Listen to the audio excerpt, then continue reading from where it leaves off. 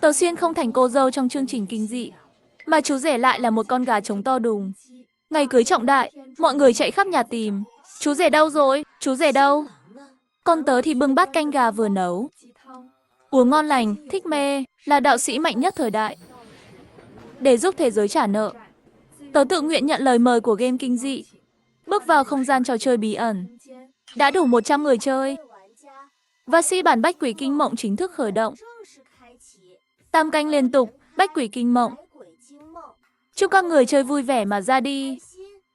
Thoải mái mà rời cuộc chơi. Tớ xoa xoa thái dương. Ánh đỏ lóe lên. Tiến vào cấp EC này. Thắng sẽ được một đống tiền. Thua á? Không có cửa đâu nhé. Dù sao sư phụ còn bị tớ đánh bay 2 cái răng cửa.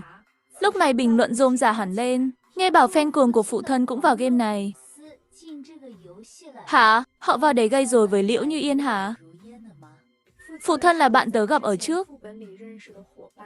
Trông giống minh tinh nhỏ luôn. Fan của anh ấy cuồng nhiệt lắm. Xem ra lần này hơi căng rồi. Mở mắt ra lần nữa, tớ đã mặc bộ đồ cưới đỏ, ngồi trước gương đồng. Hệ thống hiện lên chữ hỉ to đùng đỏ chót. Nhìn thấy chữ này, như nghe tiếng kèn thổi ói em bên tai. Chói tai, vang dội, tớ kiểm tra danh tính trong game. Người chơi, Liễu Như Yên. Danh tính, cô dâu của 10. Hệ thống nhắc, ngày mai cười lớn. Tam canh đừng ra ngoài. Ai mà nghe lời chứ? Nửa đen đói bụng. Tớ ra ngoài, thẳng tay xử con gà trống trong chuồng. Nấu thành canh gà. Chín tới, tớ ăn ngay một bát to. Thơm ngon tuyệt vời. Hệ thống hét lên, cậu nấu chú rể rồi. Trong nồi là chú rể đấy. Chú rể là con gà trống. Hệ thống đúng là chơi khó. Sao không nói sớm? Thế là tớ vội múc thêm bát nữa. Uống tiếp vui vẻ. Tớ cười híp mắt biện minh. Không thể trách tớ được. Tại hệ thống không báo trước cho tớ mà. Hệ thống im lặng 3 giây. Rồi không nhịn được phản bác, tức chết mất. Danh tính 10 là để cậu đoán. Ai ngờ cậu ăn luôn nó. Đây là game kinh dị. Không phải game nấu ăn. Tớ tốn công tạo không khí rùng rợn. Cậu một bữa kia biến hết thành trò cười. Trời ơi, lần đầu thấy hệ thống nói nhiều vậy. Chắc tức điên rồi. Game còn chưa bắt đầu. Nhân vật chính đã thành gà kho tiêu.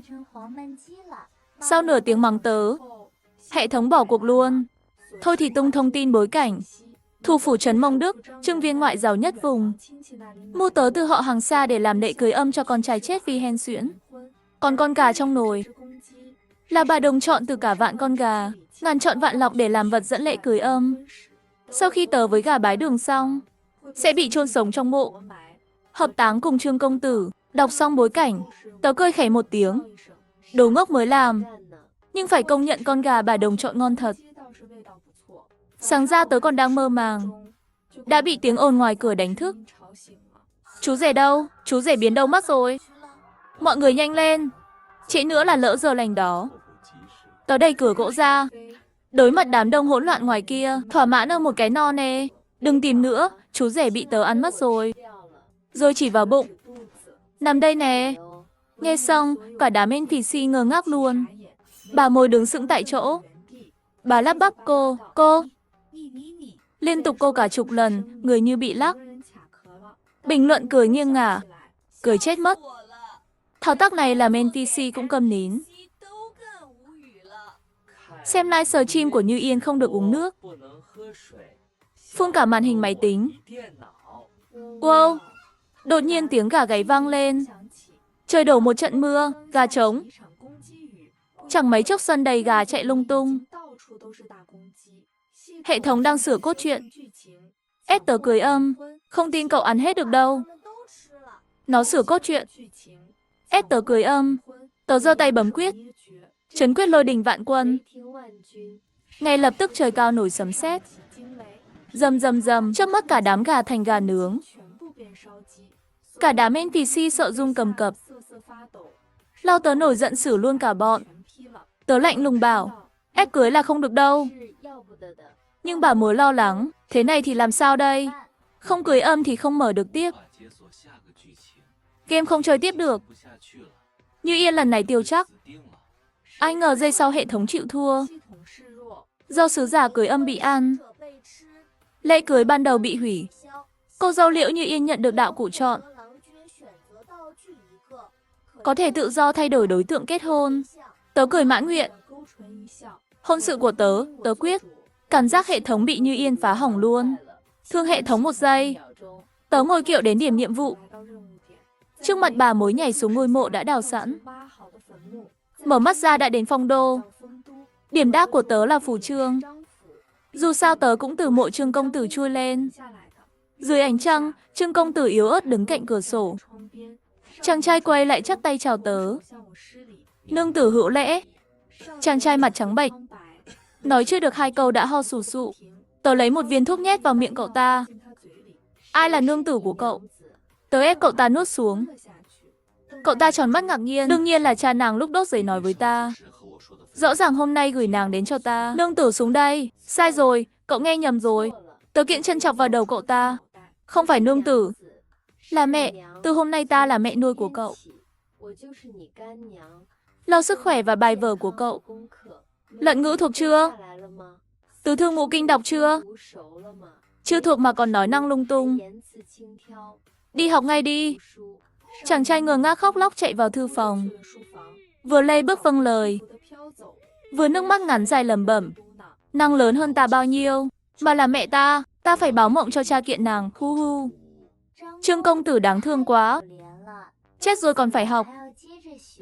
Nghe nói chết vẫn yêu. Lần đầu thấy chết vẫn học.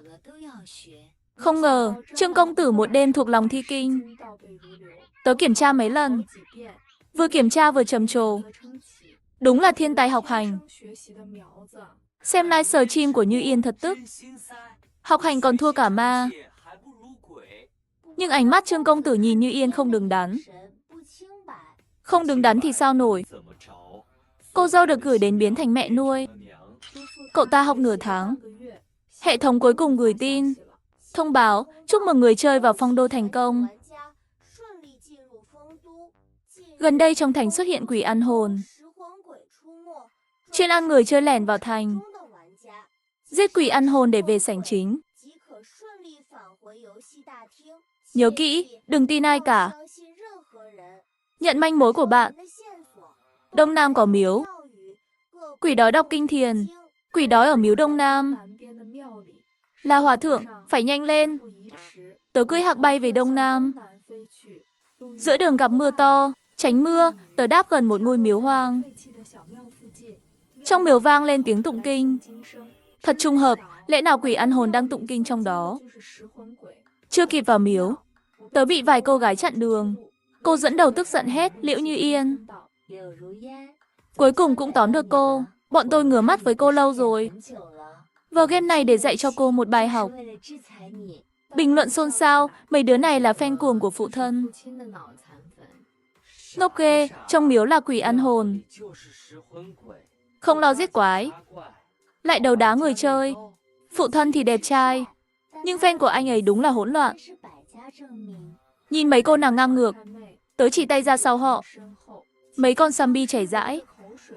Nhảy càng lúc càng gần, nhưng họ chẳng thèm quay lại. Còn trừng mắt nhìn tớ. Sao? Sợ rồi hả? Sợ thì quỳ xuống xin lỗi bọn tôi đi. Thế tránh xa phụ thân ra. Các cô nàng cười hô hố. Đắc ý lắm. Tớ thở dài. Lại chỉ tay ra sau họ. Zombie hả anh? Chuẩn bị cắn đứt cổ họ. Lần này họ mới chịu quay lại. Rồi lập tức hét thất thanh tá hê. Cứu với. Ba cô nàng chạy về trốn sau lưng tớ. Tớ tối sầm mặt. May mà mấy con zombie này chỉ là quái nhỏ. Tớ tiện tay ném vài lá bùa định thân chúng. Ba người phía sau sợ đến, ôm đầu khóc lóc. Game gì mà nguy hiểm thế? Hu hu, tưởng làm người chơi. Là được sát cánh cùng phụ thân trong game. Game kinh dị đáng sợ quá. Tôi không chơi nữa. Tôi cũng muốn bỏ luôn. Nhưng hệ thống đâu để người chơi muốn vào là vào. Muốn bỏ là bỏ. Các cô nàng chút giận xong, nhanh chóng bị hiện thực đánh bại. Họ ôm chặt chân tớ. Cầu xin chị dẫn bọn em theo. Đừng bỏ bọn em. Trước đây chửi chị là bọn em sai. Hu hu, chị xinh đẹp dễ thương, cầu chị bỏ qua lỗi lầm. Đúng lúc đó, một lá bùa định thân trên Sammy bị mưa làm rơi. Nó há nhanh lao về phía bọn tớ.